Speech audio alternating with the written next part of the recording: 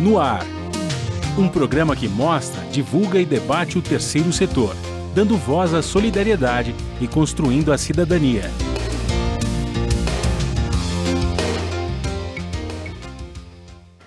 Bom dia, eu sou Joel Scala e começa agora o Observatório na Brasil Atual, um programa do Observatório do Terceiro Setor. No programa de hoje vamos falar sobre a inclusão de pessoas com deficiência. De acordo com o censo 2010 do IBGE, mais de 45 milhões de brasileiros possuem algum tipo de deficiência. O número representa quase um quarto da população. Apesar disso, eles ainda enfrentam obstáculos para acessar o mercado de trabalho e o ensino, além do preconceito.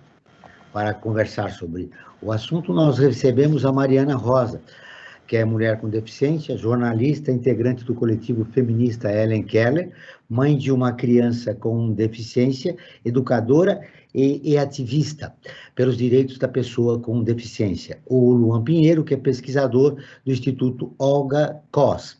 A coapresentação do programa é de Frank Valverde, que também trará os destaques do site do Observatório do Terceiro Setor.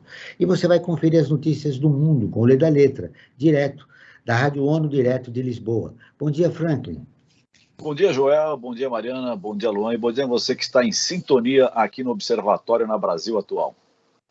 Vamos lá para o destaque da semana, Franklin. Olha, Joel, aí acho que o destaque é essa queimada que aconteceu, esse incêndio, na verdade, né, que aconteceu... No Parque do Juqueri? Isso, no Parque Estadual do Juqueri, em Franco da Rocha, e, na verdade, eu acho que ele veio assim, é uma tragédia que, de uma certa forma, vem para quê? Para ver se acorda o cidadão e a cidadã aqui de São Paulo, com relação às questões climáticas, né? Agora nós estamos, a gente fala, a Amazônia está lá longe, distante, Pantanal está lá longe, distante, pegando fogo. Agora não, agora aqui na região da Grande São Paulo aconteceu esse incêndio e nós estamos sentindo as consequências diretamente da fuligem, tá? Além da perda dessa área enorme que foi consumida pelo incêndio. Precisamos acordar para a preservação ambiental, ela é fundamental, porque senão o que nós estamos fazendo é um suicídio. No domingo à noite, Frank, parte da cidade de São Paulo estava coberta, né? Sim. Com o resultado da queimada lá do Parque do Juqueri. Mesmo depois, nos outros dias, nós tivemos também o problema pelos ventos, a fuligem se espalhando pela grande São Paulo, nem só pela cidade de São Paulo, Franco da Rocha está aqui do lado, mas chegou até o ABC, você ter uma ideia da gravidade da situação. Uma loucura, Frank. Agora deixa eu complementar os convidados do programa de hoje, que vão refletir sobre a pessoa com deficiência. Ô, Mariana, bom dia, seja muito bem-vinda ao nosso programa. Bom dia, muito obrigada, é um prazer estar aqui com vocês hoje. Luan, seja muito bem-vindo ao nosso programa. Obrigado, Joel, bom dia, Frank. A Educação Milton Ribeiro afirmou durante entrevista na TV Brasil que alunos com deficiência atrapalham o ensino dos demais estudantes. A fala dialoga com a política do atual governo que, ainda em 2019, desativou a Secretaria de Educação Continuada, Alfabetização, Diversidade e Inclusão, e tentou emplacar o decreto suspenso pelo STF da Política Nacional de Educação Especial, prevendo a adesão de escolas especiais para alunos com deficiência. A atuação da Coalizão Brasileira pela Educação Inclusiva nesse cenário, como é que você vê essa fala do ministro da Educação, Mariana? O ministro, bom, essa é uma fala preconceituosa, né, discriminatória, e na medida em que discrimina a partir de uma característica que é a deficiência, isso é crime no Brasil, inclusive um crime inafiançável, né? Então, começamos por aí. Segundo, que isso tem efeitos muito perversos, porque a inclusão escolar no Brasil é muito recente, ela vem com a LDB de 1996. Só a partir daí é que a gente pode conceber que os estudantes com deficiência puderam começar a acessar a escola comum, né?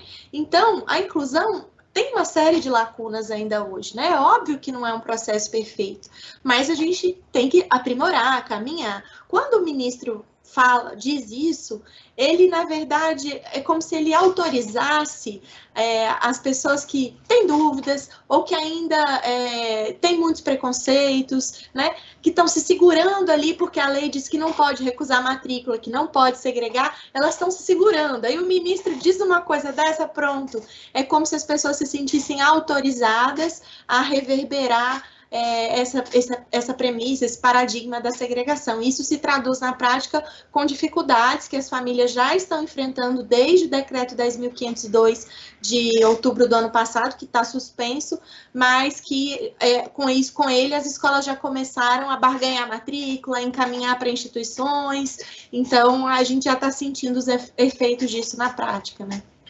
Eu quero te ouvir, Marcelo. Quais as consequências da fala do ministro? Marcelo?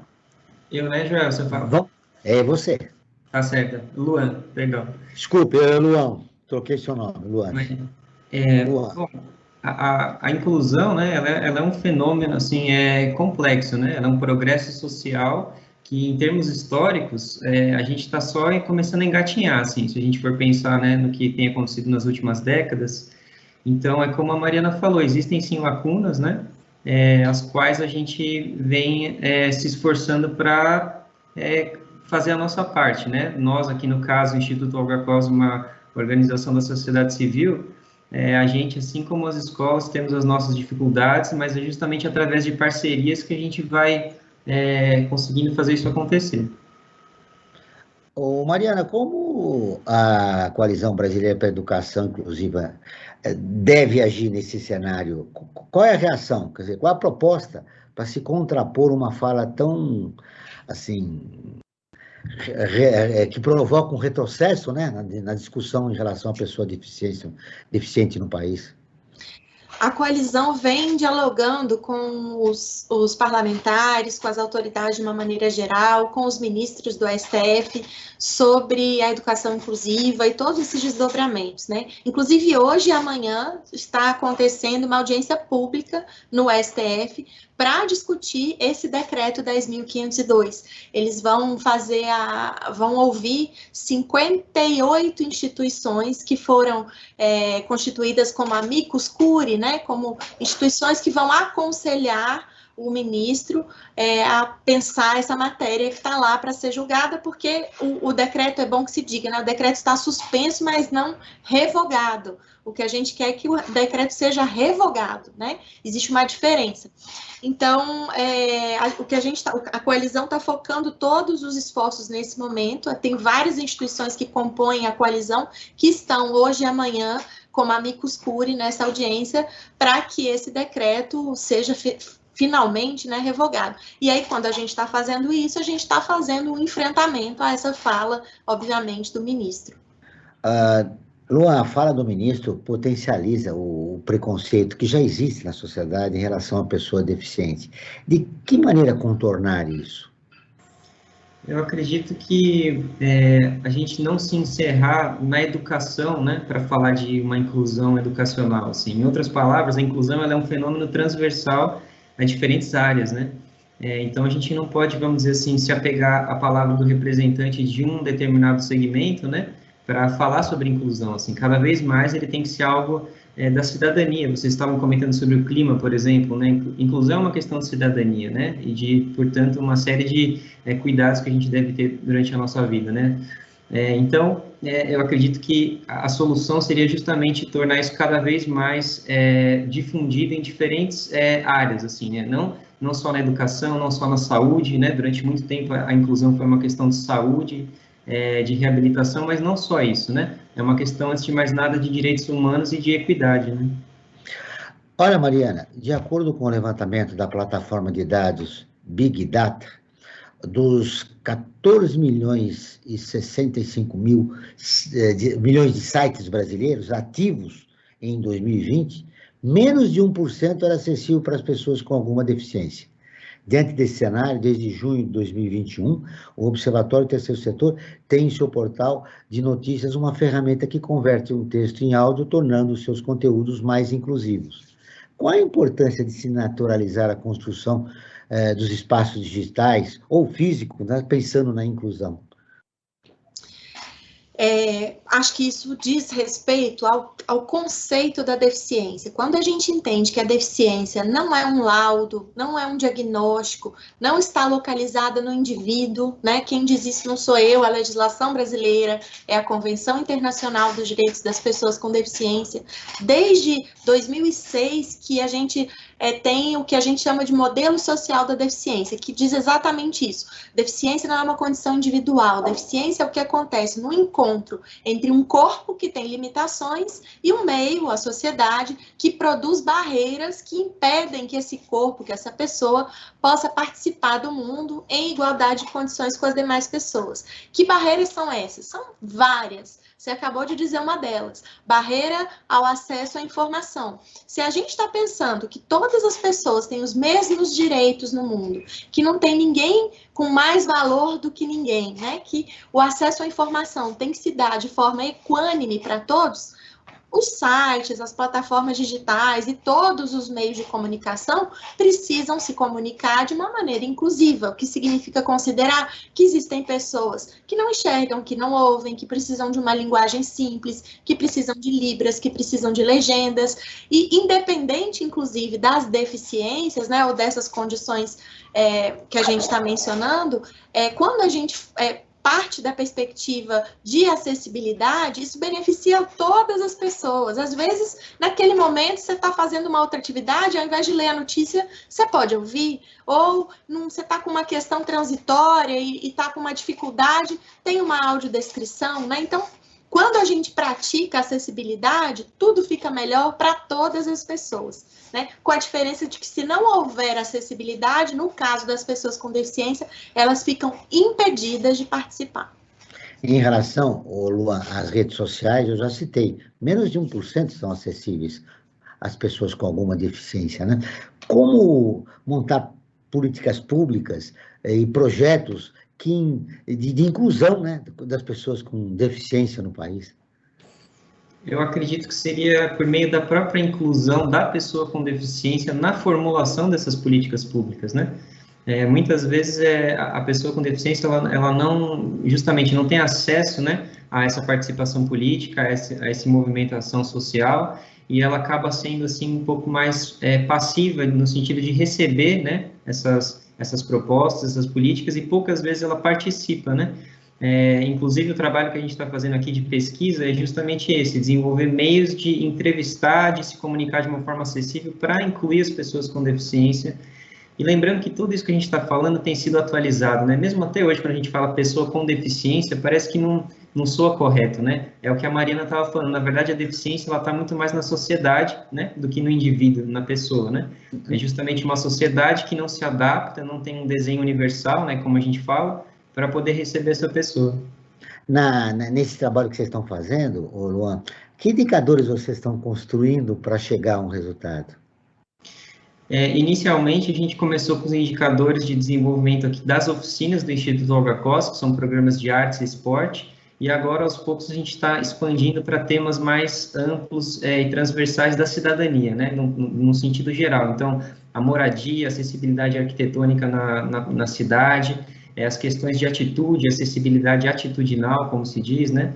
Então, a gente está cada vez mais agora atingindo indicadores que dizem respeito à vida de todo mundo, na verdade, não só da pessoa com deficiência, né? Lembrando a você, ouvinte, que se tem algum conhecido, um irmão, até mesmo um integrante da sua família com deficiência visual, o Observatório Terceiro Setor tem em seu portal de notícias uma ferramenta que converte texto em áudio, tornando seus conteúdos mais inclusivos. Então, é só entrar na nossa página. Mariana, o que é necessário para a gente... que indicadores você gostaria, que seriam ideais, não que você gostaria, que seriam ideais para nós começarmos a tratar seriamente o problema das pessoas com deficiência no país? Acho que cumprir a legislação, né? O Brasil tem uma legislação muito avançada em relação aos direitos das pessoas com deficiência. No campo da educação, então, a nossa Política Nacional de Educação Especial, na perspectiva da educação inclusiva, ela é referência no mundo inteiro, né? O que falta é vontade política, investimento público, um tempo que a gente precisa para amadurecer a inclusão como um horizonte ético do qual a gente não está disposto a arredar pé, né? Como algo que é inegociável. Por que eu estou dizendo isso? Porque, historicamente, a gente tem muito mais experiência em segregar, discriminar e excluir do que em incluir. Né? As pessoas com deficiência, como eu disse, só puderam acessar a escola comum há 30 anos atrás. A gente está falando de uma geração só, né? Antes disso, elas estavam reclusas em ambientes domésticos, ou institucionalizadas, ou iam para manicômios, ou num passado aí não tão distante, eram inclusive mortas, né? Então, é uma mudança cultural, uma mudança de paradigma que leva tempo para se afirmar. Não é a lei que faz isso, mas tampouco sem a lei a gente consegue fazer, né? Então, a gente precisa da legislação para nos dar respaldo, mas a gente precisa, como sociedade, poder conviver, poder estar junto, entendendo que incluir não é uma atitude que uma pessoa, como se ela fosse naturalmente pré-estabelecida, é uma atitude que ela vai ter em relação ao outro. Não é isso, porque isso significaria hierarquizar as vidas, né? Então, eu que estou aqui estabelecido, decido se você pode ou não estar na escola, na política, na rádio, onde for. Isso não existe desde a Declaração Universal de Direitos Humanos, desde a Constituição Federal de 1988, não existe hierarquização das vidas. Todas as vidas importam e todas têm o mesmo valor. Então, se é assim, a gente precisa reivindicar o direito à convivência em todos os espaços. E aí, quando eu digo isso, é só para a gente entender como é importante todas as pessoas entenderem que isso diz respeito a elas. Quando a gente fala de inclusão, a gente não está falando de uma pauta de um grupo específico de pessoas, como se fosse beneficiar só esse grupo. Não, é uma pauta de um marco civilizatório, humanitário. A gente está falando de que nenhum de nós deve abrir mão de conviver com ninguém, né? Então, por isso, todos nós precisamos nos responsabilizar por essa luta. Você falou em uma mudança cultural.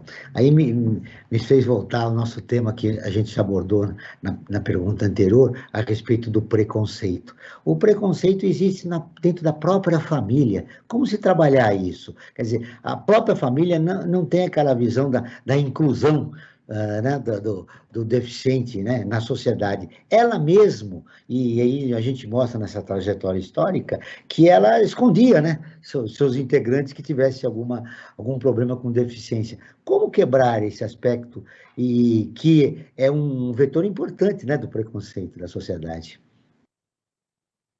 Mariana. Comigo ainda? É. Tá bom, é que você está trazendo um ponto que, inclusive, quando a gente pensa nisso, é um perigo, porque hoje, só fazer um parênteses, né, nessas falas aí, tanto em torno do decreto 10.502, quanto do próprio ministro, eles falam do direito de escolha da família. E pensa, se a família tiver o direito de escolher, se ela quer ou não matricular o seu filho numa escola comum, essa família que está inserida nesse mundo, que ainda é preconceituoso, capacitista, com que consciência ela vai fazer essa escolha? Por isso que a gente não pode dizer que a família tem total direito sobre as crianças e adolescentes. Crianças e adolescentes têm seus direitos. Criança tem o direito a acessar a escola comum. A família pode ter o preconceito que for. Ela não tem o direito de negar à criança o acesso à escola comum. Ela não tem o direito de negar à criança o convívio com os pares. Isso não é direito da família. Então, isso é importante, porque é com isso que a gente modifica também os próprios preconceitos. E aí, falando por mim, sabe? E sendo muito honesta, eu, até minha filha completar uns 3 anos de idade, eu achava que ela era uma criança ineducável, que ela não era uma criança de escola. Por quê? Porque eu nunca convivi com crianças como ela na escola, eu não tive colegas de trabalho como ela, por onde eu circulo não tem pessoas como ela, não tinha a menor referência. Então eu falava, gente, ela não é para a escola, onde vai estar a minha filha no mundo? E aos poucos eu fui entendendo, opa, não, ela é da escola, mas a escola precisa se transformar. Há na sociedade um processo de exclusão, né, da criança com deficiência. Exato. Então é isso, a família precisa se atualizar e isso é um processo. Não tem como a gente responsabilizar a família por praticar um preconceito que é estrutural, né? Mas a gente tem os direitos aí para nos assegurar disso. Como que a Olga Costa trabalha nesse aspecto, hein, de sensibilizar a família, hein, já que é no seio da família que surge o principal preconceito, né, contra o deficiente. Sim. Concordo com a Mariana, assim, quando ela diz que essa família ela está inserida num contexto social, né? Então, de fato, ela herda esses valores, né? E, portanto, um pouco desse preconceito também, infelizmente. O que ajuda muito, que a gente percebe aqui, é oferecer oportunidades, né, de aprendizagem onde essa pessoa vai ter êxito, né? Então, às vezes, são atividades em contraturno escolar, atividades culturais, esportivas, artísticas, e aí a família começa a perceber que, dependendo do contexto, dependendo do arranjo educacional, essa pessoa consegue aprender muito bem. Não só aprender, mas até mesmo cooperar para que outras pessoas aprendam. A gente tem professores aqui com síndrome de Down, ensinando karatê, por exemplo, e aí a família vê isso e fala assim, bom, na verdade, a questão realmente é de adaptação, é dela conseguir se encaixar nesse currículo pedagógico das escolas, que às vezes é muito complexo para ela mesmo. E se a gente for parar para pensar, até de um ponto de vista, é complexo para todos, ao passo que às vezes não faz sentido dentro da vida da pessoa, né? Então, a gente nota isso, assim, se você oferece oportunidades de êxito, né, para que a família testemunhe isso, aí as coisas vão se transformando, e a gente sabe que é um processo, assim, uma maturação psicológica longa da família, né? Então... Vamos agora ouvir a Rádio ONU, parceira de conteúdo do Observatório do Terceiro Setor, com a reportagem. Unesco faz apelo por segurança dos jornalistas no Afeganistão. A Leda Letra de Lisboa tem as informações. A diretora-geral da Organização das Nações Unidas para Educação, Ciência e Cultura, Unesco, está fazendo um apelo por liberdade de expressão e pela segurança de jornalistas no Afeganistão. Audrey Azoulay declarou ser crucial para os afegãos o acesso à informação crível e a uma mídia livre e independente. Jornalistas confirmam que foram espancados pelo Talibã, enquanto profissionais da TV Deutsche Welle da Alemanha estão sendo perseguidos e suas famílias atacadas. Segundo agências de notícias, os militantes saíram à procura de um jornalista da rede alemã e, nas buscas, acabaram assassinando o parente do profissional. A diretora da Unesco disse que ninguém pode ter medo de dizer o que pensa neste momento crítico e a segurança de todos os jornalistas, incluindo mulheres, precisa ser garantida. Azoulay ressaltou que a agência continua comprometida em apoiar de todas as formas a liberdade de expressão e o acesso à informação para todos os afegãos. Ela lembrou que nas últimas décadas o setor de mídia profissional no país cresceu e se tornou mais vibrante e diverso. Mas somente neste ano, pelo menos 7 jornalistas foram assassinados. A Unesco destaca que os progressos dos últimos 20 anos não podem ser desfeitos, em especial para as mulheres jornalistas que precisam continuar o seu trabalho crucial. A diretora da agência também fez um apelo à preservação do patrimônio cultural do Afeganistão, um país com um patrimônio rico e diverso, parte integral da história e da identidade. Audrey Azoulay lembrou que qualquer dano ou perda deste patrimônio terá consequências para a paz duradoura do Afeganistão. Ela também pediu a segurança dos artistas e dos profissionais culturais do país. Da ONU News, em Lisboa, Leda Letra. Continuamos com o Observatório na Brasil Atual, um programa do Observatório do Terceiro Setor. Hoje estamos falando sobre a inclusão de pessoas com deficiência, com a jornalista Mariana Rosa e o pesquisador Luan Pinheiro. Agora, o momento ODS com Frank Valverde. Você vai falar hoje do décimo, né, objetivo de desenvolvimento. A 10ª meta, né? Obrigado, Franklin. Que fala da redução das desigualdades. É verdade, Joel. Nós daqui do Observatório na Brasil Atual, a cada programa nós destacamos uma meta dos Objetivos de Desenvolvimento Sustentável, né? Que são objetivos que fazem parte da Agenda 2030 da ONU. E a meta de hoje, que é a meta 10, redução das desigualdades, nós temos como meta para 2030, né?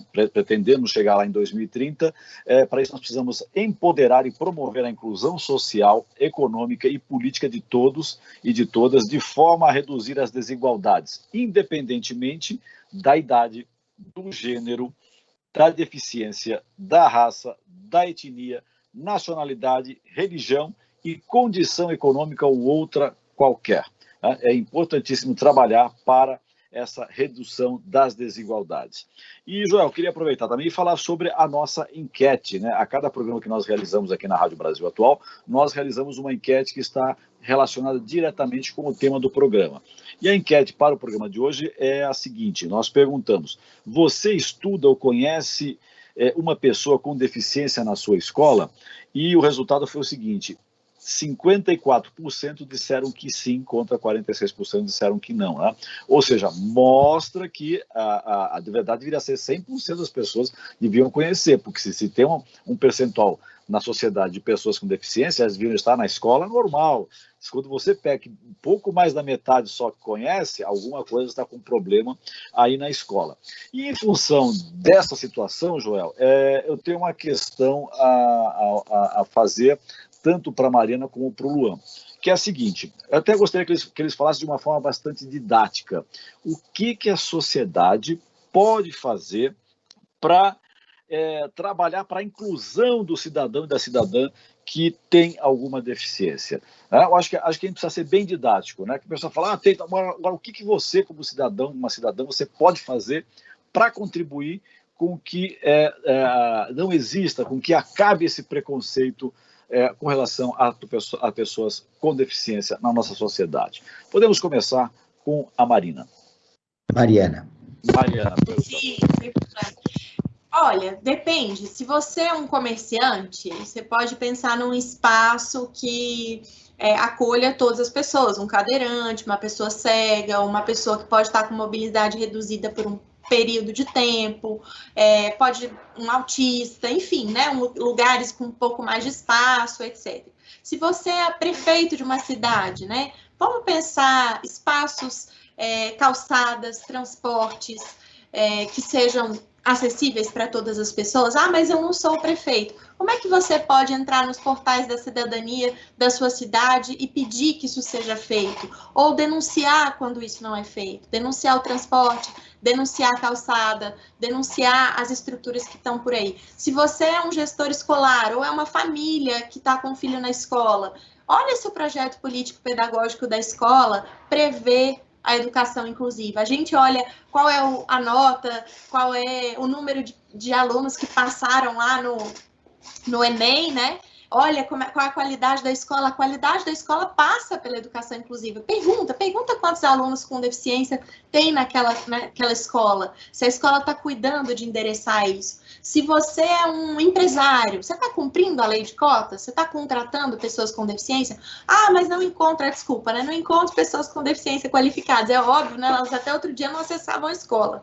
Então, o que você está fazendo para melhorar isso, para qualificar essas pessoas? Como é que você está contribuindo nesse sentido? Então, acho que cada pessoa, no seu ambiente, no seu trabalho, né? Naquele universo que ela ocupa, pode garantir que minimamente as condições para a participação das pessoas com deficiência nesse espaço sejam preservadas. A gente começa com o estranhamento. Por que não tem nenhuma pessoa com deficiência aqui? E aí, com esse estranhamento, a gente questiona os responsáveis, pede, diz que é importante, trata bem, trata com naturalidade e a mudança pode ir aos poucos acontecendo. Luan. Eu acredito que, assim, talvez um pouco mais de paciência, assim, falando de uma forma simplificada, né? Às vezes, por exemplo, você está no metrô, né? Naquela pressa, você vê uma pessoa com deficiência, assim, o que ajuda muitas vezes é a gente reduzir um pouco o nosso ritmo, que é sempre tão acelerado, né? Eu acho que também, assim, tem um pouco a ver com a nossa cultura da imagem, né? A gente é muito apegado à estética. A gente olha uma pessoa e acha que sabe alguma coisa sobre ela, sem antes de ter conversado com ela, por exemplo, né? Então, quando a gente fala de uma transformação social dessa, a gente está falando de algo muito grandioso, né? A gente conseguir olhar a pessoa não pelo que ela está aparentando nem demonstrando, mas sim pelas atitudes dela, né? Então, assim, eu acho que envolve essa reeducação, né? Tanto para a estética quanto para o nosso ritmo, para o nosso tempo de reação das coisas, né? Mariana, você deixa dois aspectos importantes que eu queria destacar. Você falou da mobilidade e falou da educação inclusiva. Vamos falar da mobilidade. A gente sabe que no metrô, pelo menos acho que eu conheço, 90% das estações do metrô já tem a possibilidade, né, de os deficientes físicos percorrerem e utilizarem, né, os serviços do metrô. Mas a nossa cidade ainda tem muito a fazer, não? Nossas ruas não são voltadas. Normalmente, até mesmo aqui na minha rua, eu desço, percebo e falo, como é que um deficiente físico poderia transitar aqui com uma cadeira de rodas? Nesse processo de reeducação que você mesmo sugeriu no bloco anterior, nós precisamos nos reinventar para incluir o deficiente físico na sociedade, né? O que vocês pretendem em relação à mobilidade, que é muito ruim ainda na cidade de São Paulo? Nossa, vocês devem ter percebido pelo meu sotaque que eu não sou de São Paulo, eu sou mineira, né? Eu sou de Belo Horizonte. Mas aqui ainda tem o agravante da topografia, né? Tudo aqui é montanha, então é muita subida, muita descida. Ontem mesmo eu estava andando com a minha filha aqui na rua e falando, meu Deus, quanto degrau, e degrau na subida da calçada, é difícil, é muito difícil. Mas é isso, eu acho que tem a ver, às vezes as pessoas viajam para o exterior e falam assim, na Alemanha tem muito mais pessoas com deficiência do que no Brasil. Não tem. É que lá as pessoas podem sair à rua. Elas podem transitar, elas podem pegar um ônibus, elas podem ir no museu, podem ir para a escola, né? Elas podem usufruir. Aqui a gente não consegue fazer isso. E isso diz, de novo, do quanto a deficiência não está no indivíduo, e sim no ambiente, no meio, né? Então, eu acho que a gente tem que reivindicar, de fato, não tem outro caminho, sabe? Tem que reivindicar as políticas públicas para a mobilidade, porque isso prejudica também não só a pessoa com deficiência, prejudica as famílias que estão empurrando um carrinho de bebê, um idoso que está precisando usar um andador, uma pessoa obesa que tem mais dificuldade de locomoção, né? Uma criança, tudo isso, a escola fica a cidade fica inóspita para todo mundo. É como se ela passasse um recado cotidiano assim: você não é bem-vindo. Né? É assim que eu sinto quando eu transito com a minha filha. Vocês não são bem-vindos, essa cidade não foi pensada para vocês. Mas isso não está correto. Então, acho que a gente precisa, de fato, reivindicar as políticas públicas. Em São Paulo, tem um projeto chamado Calçada é Muro. Justamente porque não tem os rebaixamentos, quando as calçadas não tem aqueles rebaixamentos dos dois lados para fazer atravessar a rua, o pessoal começou a fazer grafites na calçada, no meio-fio assim, e escrito: sem rampa, a calçada para mim é muro. Se vocês depois pesquisarem, vocês vão ver grafites belíssimos denunciando a falta de acessibilidade na cidade de São Paulo. Acho que é uma iniciativa interessante porque ela também é educativa, né? Na medida em que ela coloca sob holofote uma situação que é a falta de acessibilidade e que não passa só por ir lá e reclamar na prefeitura, né? Uma denúncia que está sendo feita ali com uma intervenção direta na cidade. Acho que é por aí, sabe? Essa lembrança é muito importante, porque a cidade é formada por todos os cidadãos, né? Aqueles que têm deficiência e aqueles que não têm. Tem que se contemplar todos. E como contemplar todos, Luan, se nossa cidade não foi construída para o deficiente? Olha, eu acredito que a solução está na tecnologia, assim, né? Hoje em dia a gente tem aplicativos, né? A gente tem o celular aí, que é coisa que a gente pode se comunicar, assim, mas isso ainda não foi utilizado, acredito, para efetivar essa democracia, porque a gente está falando disso, né? De convidar as pessoas para participar daquilo que diz respeito a elas, né? Então, você vê, você tem iniciativas, assim, tem organizações, a pessoa pode ir lá e fazer um grafite no muro, ela pode, a gente pode se articular, a gente pode reivindicar. Mas e essa tecnologia aqui tão incrível que a gente está usando aqui hoje, no Skype, por exemplo, cadê isso, né? Para ser utilizado para mobilizar as pessoas. Então, sei lá, de repente um aplicativo que possa justamente reunir essas opiniões, fazer uma análise de conteúdo, é um pouco isso que a gente está trabalhando aqui no AlgaCos, inclusive. Eu quero fazer um convite a você que está nos ouvindo. Você quer ficar informado sobre projetos, causas sociais e direitos humanos? Siga o Observatório do Terceiro Setor nas redes sociais e acompanhe informações do Brasil e do mundo. No Instagram é @Observatório Terceiro, no Facebook é facebook.com/Observatório Terceiro. Nossos programas de rádio também estão disponíveis no canal do Observatório no YouTube. Lá também você encontra entrevistas e quadros de como você sabia e como você conhece. E você conhece? Que mostram aspectos ignorados da história e refletem sobre a sociedade brasileira. No canal você pode também assistir às lives realizadas pelo Observatório toda quinta-feira, às 17 horas. Basta buscar por Observatório 3 em numeral setor. Repetindo, Observatório 3 em numeral setor. 2021 marca o aniversário de 30 anos da lei federal que instituiu cotas de 2% a 5% para pessoas com deficiência no quadro de empresas. Contudo, a lei ainda tem gargalos. Uma pesquisa da Secretaria dos Direitos da Pessoa com Deficiência do Estado de São Paulo, por exemplo, mostrou que 15% dos 8 mil entrevistados nunca entraram no mercado de trabalho e 65% que ingressaram tiveram dificuldades. Bom, eu queria ouvir com os nossos dois convidados o legado dessa lei, o que precisa ser melhorado. Mas eu acho que vocês citaram, a Mariana já falou do caminho, né? Como os empresários, né? As pessoas responsáveis pelos recursos humanos das empresas, dizem, olha, eles não estão qualificados. Muito bem, mas para cumprir a lei, você precisa capacitar, né, o deficiente físico para que ele não tenha oportunidade, né? Então, fica uma lei um pouco, uma justificativa muito rasa, né? Dizendo, olha, eles não estão qualificados, por isso que nós não cumprimos a legislação. Mas eu queria ouvir você, Mariana. É importante a gente considerar que menos de 1% da população com deficiência acessa o ensino superior, né? Por quê? Porque ela vai ficando pelo caminho. A gente tem tantos problemas, né? Muitas dificuldades ainda que são enfrentadas. Ela vai ficando pelo caminho. Não tem nada a ver com a capacidade da pessoa, tem a ver com as condições que lhe são oferecidas. Isso vem mudando ao longo do tempo, né? Agora, os dados do Censo Escolar de 2020 deram conta de que a gente tem 86% das crianças e jovens com deficiência matriculados na escola comum. Isso, daqui a pouco, significa que elas vão ter mais condição de acessar a universidade.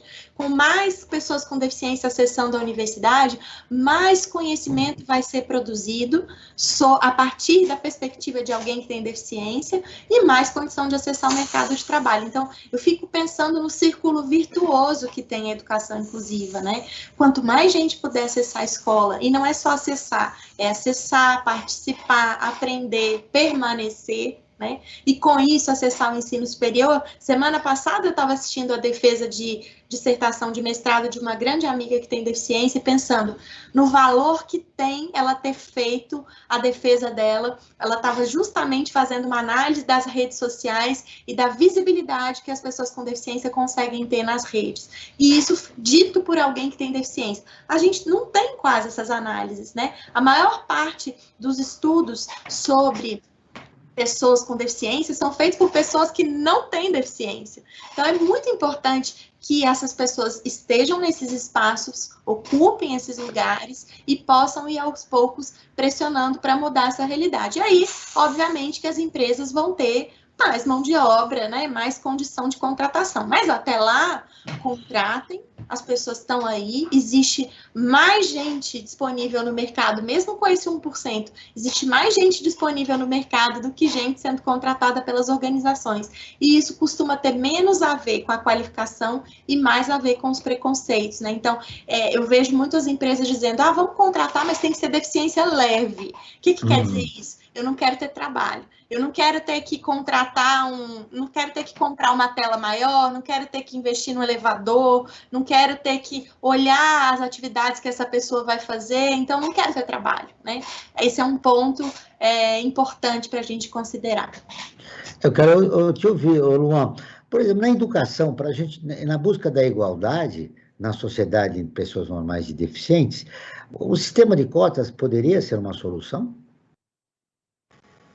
Com certeza, assim, uma solução provisória, talvez, e sempre acompanhada também por aquilo que, por exemplo, a gente estava falando de mercado de trabalho, a gente chama de um emprego apoiado, né?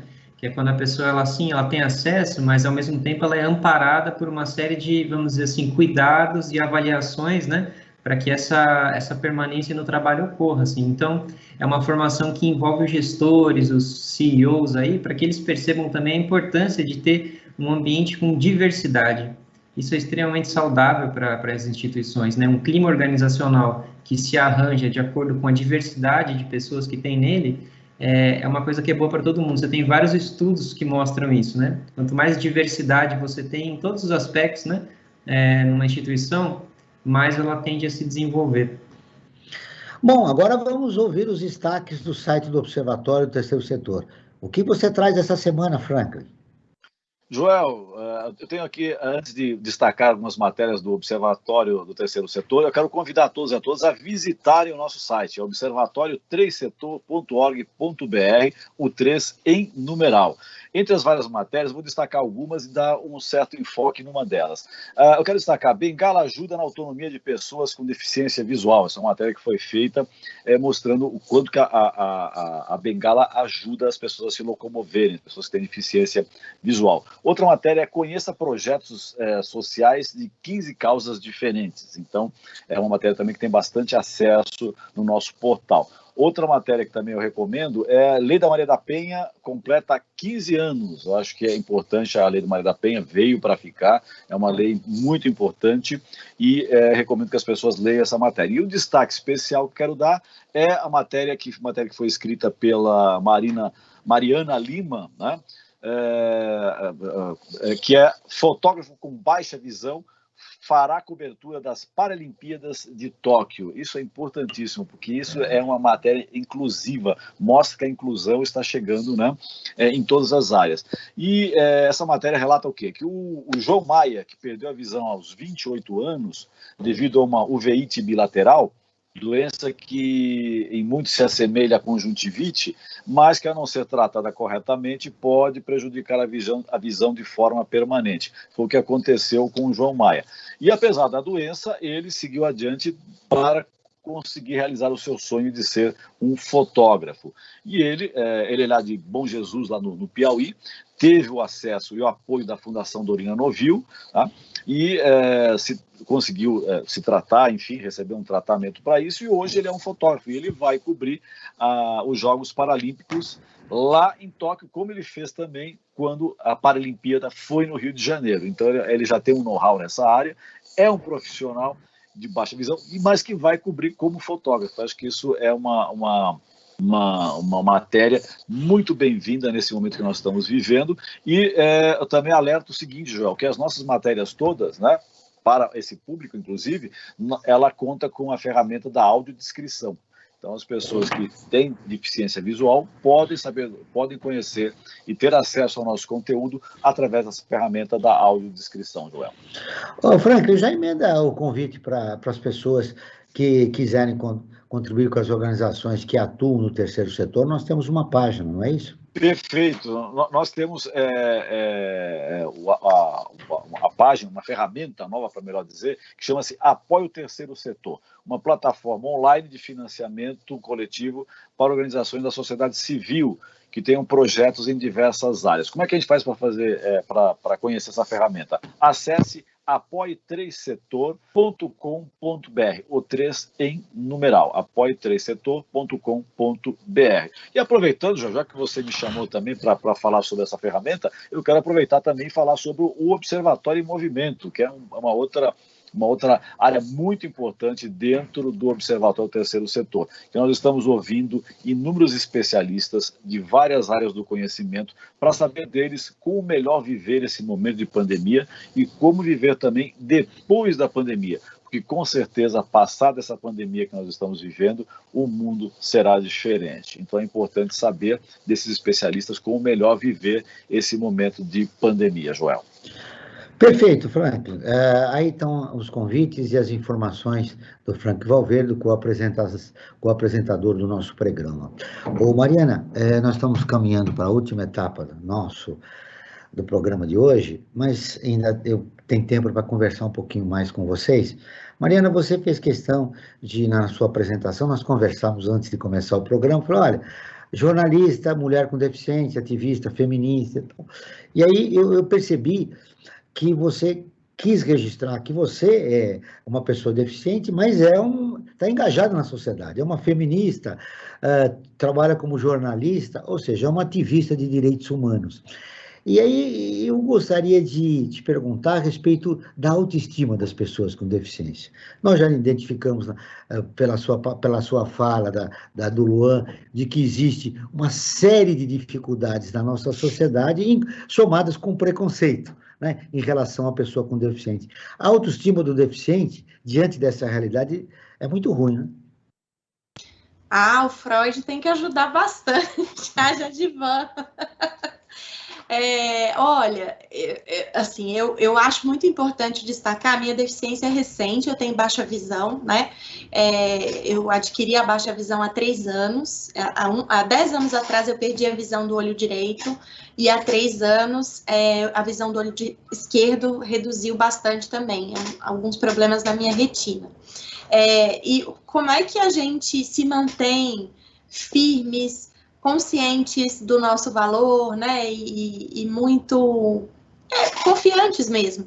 Eu acho que a gente precisa estar em coletivo, por isso a importância, eu queria destacar isso, a importância da minha participação no coletivo feminista Helen Keller, que é um coletivo só de mulheres com deficiência, hoje são mais ou menos 70, somos 70 mulheres de vários lugares do Brasil, com várias características, e a gente tem muitas trocas, né? Tem muitos compartilhamentos, tem muita militância, e isso é muito importante para a gente afirmar a nossa identidade entre os pares, para a gente se identificar, para a gente construir conjuntamente estratégias de enfrentamento desses preconceitos e discriminações. Acho que isso nos ajuda e nos fortalece para que a nossa autoestima fique no lugar, sabe? A gente diz entre a gente, né, entre o movimento das pessoas com deficiência, a gente inclusive se autoriza a falar que a gente é defissa, né, entre aspas, e com um certo apelido aí, eu sou defissa, com orgulho de ser quem somos, porque quando a gente olha para o lado e vê quem são as pessoas que estão junto com a gente nessa,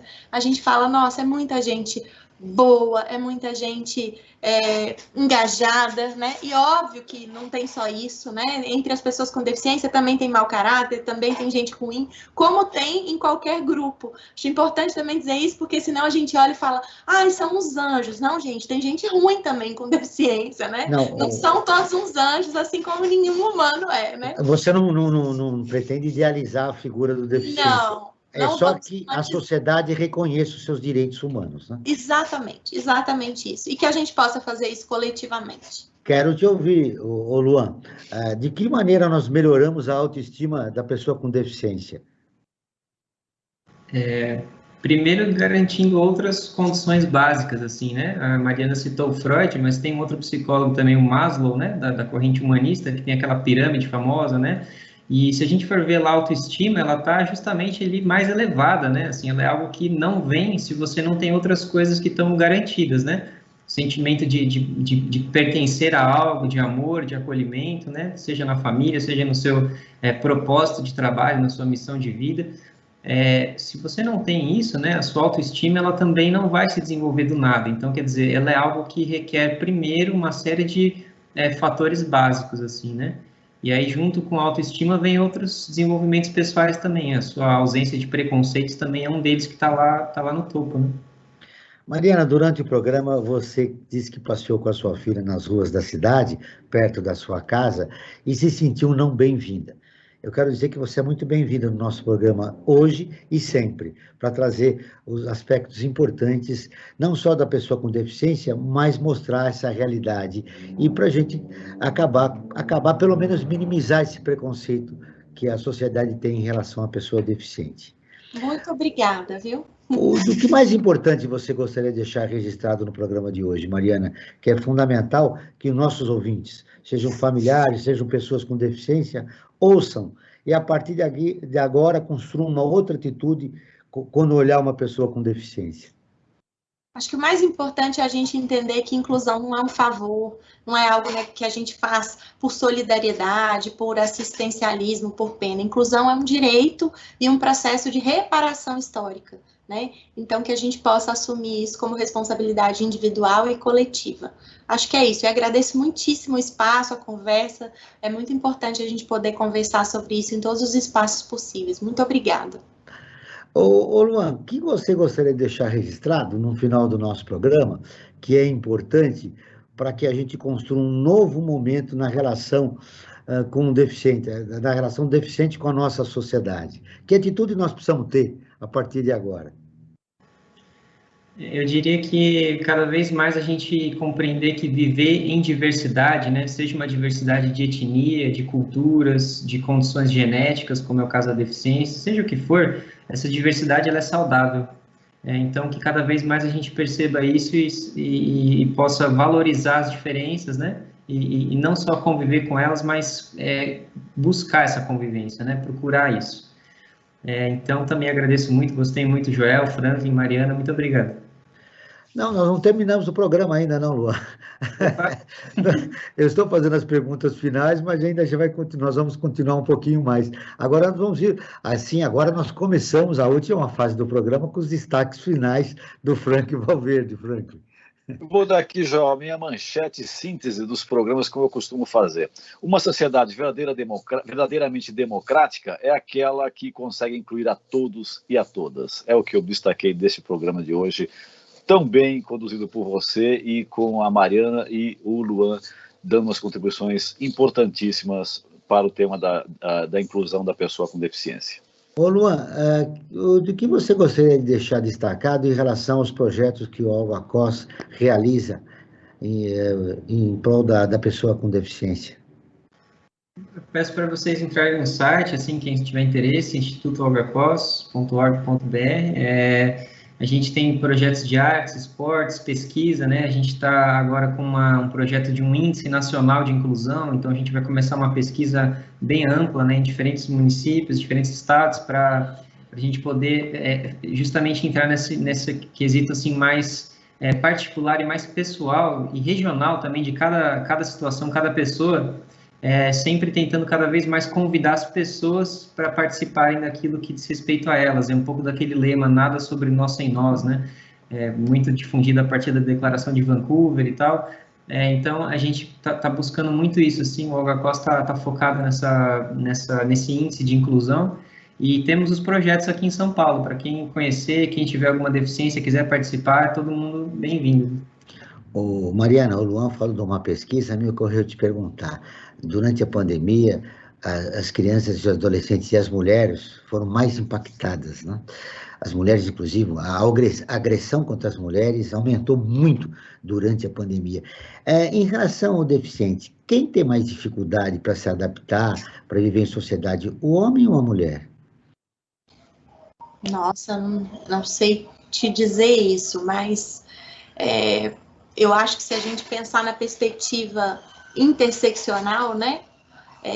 Pensar como essas opressões vão se somando, não exatamente se somando, mas se complementando, imagino que a mulher sofra mais, né? Por ser mulher com deficiência. Se for uma mulher negra, mais ainda, né? E assim sucessivamente. No trabalho da Algacos que vocês realizam, Luan, vocês constataram isso também? Que as mulheres são mais impactadas pelo problema que elas têm em relação à deficiência? Sim, infelizmente, a gente, que nem eu falei, assim, em relação a direitos humanos, a gente está engatinhando ainda em muitos aspectos, né? Historicamente, é um processo, assim, muito recente, né? Em todos os âmbitos, né? Questão de tudo, etnia, gênero, as deficiências. Então, a gente está num momento realmente, assim, de, acho que olhar para trás, reconhecer essa história, né? Entender como as coisas chegaram até aqui, como elas são hoje, mas também já começar a mudar, né? Já traçar novas metas. Vocês comentaram aí da ODS, eu acho super importante a gente ter em mente isso. Inclusive, analisar também a metodologia de cada meta, cada indicador que compõe essas metas, né? E cada vez mais propor a participação das pessoas, né? Para que seja um processo democrático. Mariana, você falou do coletivo feminista, o Ellen Keller, né? Que você participa com mais de 70 mulheres. Nesse finalzinho, se você quiser fazer uma chamada para as mulheres que são deficientes de todo o Brasil, né, que se sintam isoladas e que querem compartilhar sua experiência, suas dificuldades que estão enfrentando para se adaptarem à sociedade, fique à vontade para convidá-las. Sim, existem vários coletivos de pessoas com deficiência em vários estados do Brasil, em Brasília, no Rio de Janeiro, no Sul, né? Tem vários, tem coletivos só de pessoas autistas também, que é a Abraça, que vale muito a pena conhecer quem tem autismo ou está no espectro autista, e também o coletivo feminista Ellen Keller. As informações estão todas aí no site, na internet, nas redes sociais. Se der a busca coletivo feminista Ellen Keller, vão encontrar como se inscrever para integrar o grupo. Acho que é uma experiência muito importante, para além da militância, uma experiência positiva estar com outras mulheres com deficiência. Atualmente só no virtual, né, a gente não consegue mesmo se encontrar, mas mesmo assim é uma rede de apoio importante. Por que é importante eu, como cidadão comum, Luan, participar desse grande projeto que envolva a inclusão das pessoas com deficiência na sociedade? Justamente que nem a Mariana falou, porque é um processo que não é só das pessoas com deficiência, né? É um processo para todo mundo, assim, que beneficiaria todo mundo. Você tem uma sociedade mais inclusiva, mais acessível, né? Isso é bom para todo mundo, né? A gente está acompanhando agora, dia a dia, isso que está acontecendo lá no Afeganistão. A gente vê a importância de ter uma unidade global mesmo, e cada vez ver menos fronteiras, né? E mais unidade entre os povos, entre as pessoas, né? Para que a gente possa, de fato, alcançar, assim, né? Um senso de unidade maior, né? Senso de unidade. Nenhuma palavra. O que você diria para a sociedade, o que é preciso ser feito em relação à pessoa com deficiência? É algo que a gente não pode pedir, assim, mas seria uma disponibilidade, eu acho, talvez, né? Um interesse de estar envolvido em questões que vão além de si mesmo e além da própria família. Às vezes não tem ninguém com deficiência, então você se sente fora desse progresso social, mas na verdade acho que cada vez mais é se sentir parte, assim, né? E aí vai a evolução de cada um, assim, e a participação, né? Uhum. Mariana, para a gente fechar nossa entrevista, agora sim, nós vivemos um momento grave no país, de retrocesso. Diante dessa realidade, você que luta em prol da pessoa com deficiência, qual é o seu maior medo? Que esse retrocesso se instale a ponto da gente não conseguir reverter no curto prazo, né? Foram muitos anos para a gente chegar com as conquistas que a gente tem hoje, que precisam ser aprimoradas, e ver isso ser destruído é muito aflitivo. Meu medo no campo coletivo é esse. Meu medo no campo individual é que minha filha não possa frequentar a escola, né? O Observatório na Brasil Atual está terminando. Agradeço a presença de Mariana Rosa, mulher com deficiência, jornalista, integrante do coletivo feminista Ellen Keller, mãe de uma criança com deficiência, educadora e ativista pelos direitos das pessoas com deficiência. A Luan Pinheiro, pesquisador do Instituto Olga Cos. Esse programa foi produzido pela equipe do Observatório do Terceiro Setor. Na próxima terça-feira, às 9 horas, acompanhe nosso programa Brasil Cidadão, sempre com assuntos importantes da atualidade. E ficamos por aqui, sempre na luta por uma sociedade mais justa, solidária, sustentável e tolerante. Até o próximo programa.